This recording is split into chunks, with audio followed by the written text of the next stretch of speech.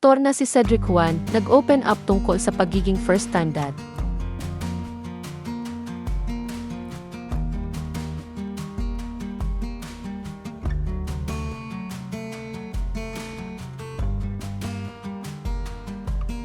Kamakailan ay inilahad ng award-winning actor na si Cedric Juan na isinilang na ng kanyang asawang si Kate Alejandrino ang unang anak nilang dalawa.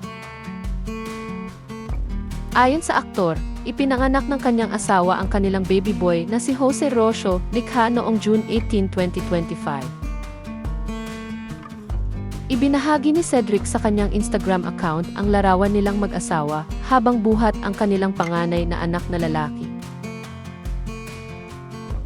Sa caption ng kanyang post, sinabi ng aktor na sobrang bilib siya sa tapang at lakas ng kanyang asawa para makayanan ang pagbubuntis at pagluwal sa anak nila.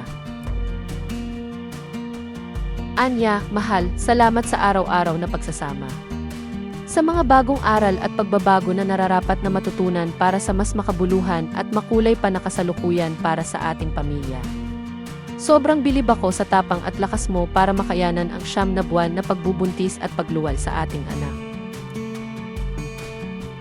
Nakapanayam ng ABS-CBN ang aktor sa naganap na 28th KBP Golden Dove Awards nitong Huwebes, June 26, 2025.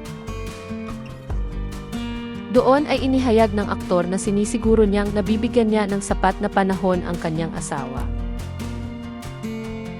Bukod kasi sa pagiging first-time dad ni Cedric sa anak nila ni Kate, todo suporta rin ang aktor sa kanyang asawa, lalo na't kapapanganak pa lamang nito. Anya, napakahalaga ng support ng husband sa postpartum stage. Kailangan talaga suportahan ang asawa. Kasi grabe pinagdadaanan nila for 9 months. Nagpasalamat naman si Cedric sa Diyos dahil naging maayos ang panganganak ni Kate noong panahong iyon. Ayon pa sa aktor, nagstay raw siya sa tabi ng kanyang asawa habang nagle-labor ito. Hinikayat din ni Cedric ang lahat ng mister na gawin din ito. Kwento pa niya, kagabi pa lang ako nakatulog, sobrang grabe noong unang iyak nakatitig lang ako. Ang dami nangyayari. Gusto mo lang enjoyin.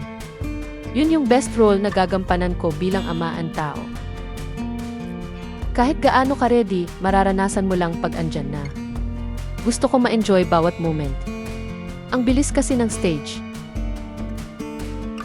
Itinanghal na Best Actor si Cedric dahil sa kanyang pagganap bilang si Victor Deogracias sa hit M Quest Ventures drama series na Ang Himala Ni Ninyo.